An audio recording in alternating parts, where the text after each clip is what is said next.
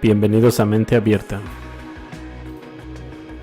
Esto me apareció entre las noticias. Una flota de 100 aviones que realizan 4.000 misiones en todo el mundo por año podría ayudar a salvar al mundo del cambio climático. Además puede ser relativamente barato.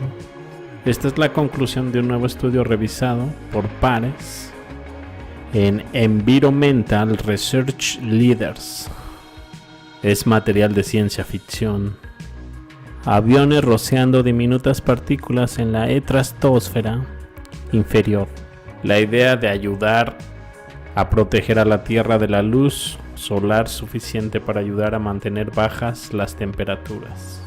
Artículo controvertido: método de fumigación pretende frenar el calentamiento global. 100 aviones que realizan 4.000 misiones en todo el mundo por año puede ayudar al mundo sobre el cambio climático. Relativamente barato además. Los investigadores examinaron cuán práctico y costoso sería un proyecto de geoingeniería solar hipotético que comenzaría dentro de 15 años. Objetivo: reducir el aumento de la temperatura causado por los gases de efecto invernadero que atrapan el calor. Este método imitaría lo que hacen los grandes volcanes. En 1991, el monte Pinatubo en Filipinas, la segunda erupción más grande del siglo XX.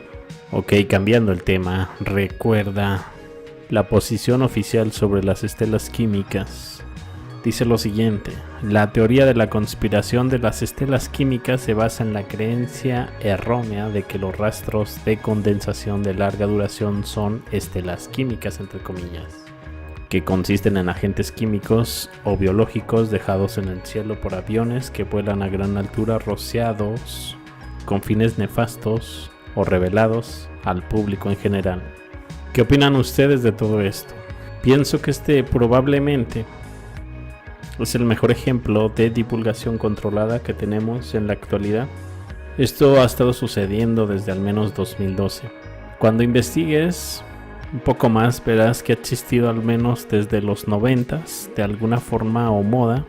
En este punto, las personas curiosas son lo suficientemente conscientes de que deben comenzar a filtrar información en los medios. La evidencia real de la fumigación es bastante fácil de encontrar una vez que investigas patentes, operaciones militares, pero la gente solo lo sabrá si la MSM lo está discutiendo.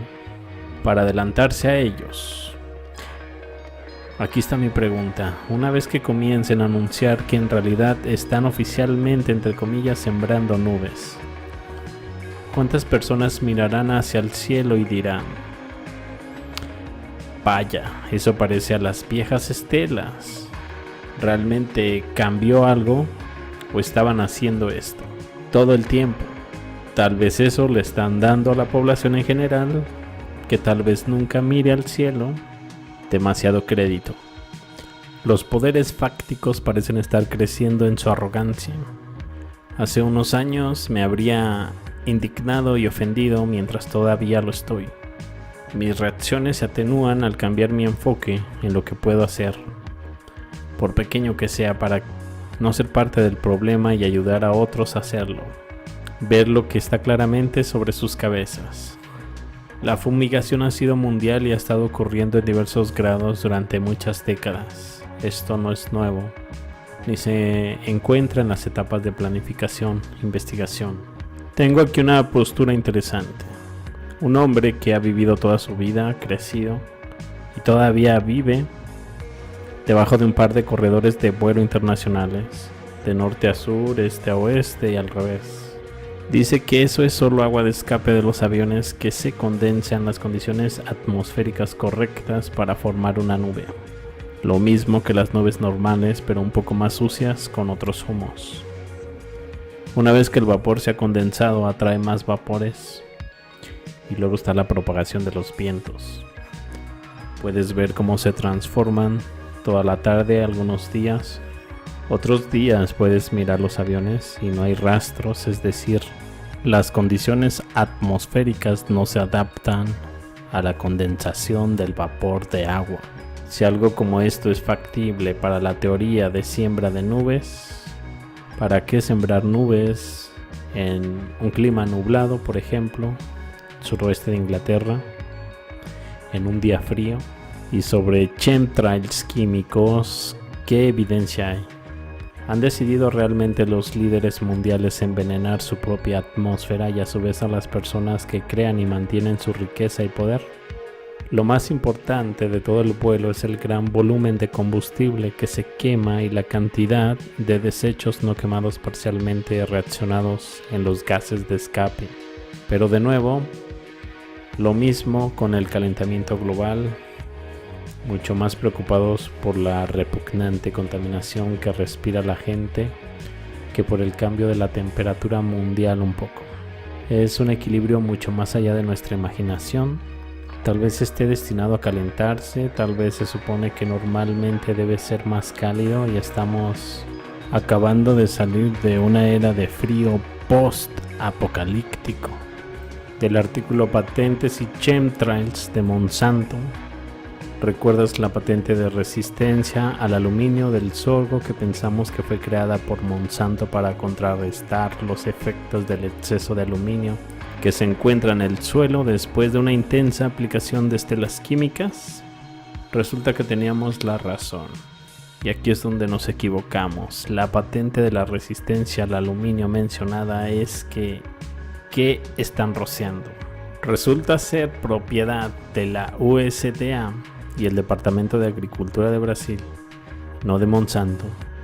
Aunque USDA es relativamente de Monsanto, pero esa es otra historia y evidentemente está hecho para suelos ácidos y no será efectivo en un suelo alcalino causado por los chemtrails.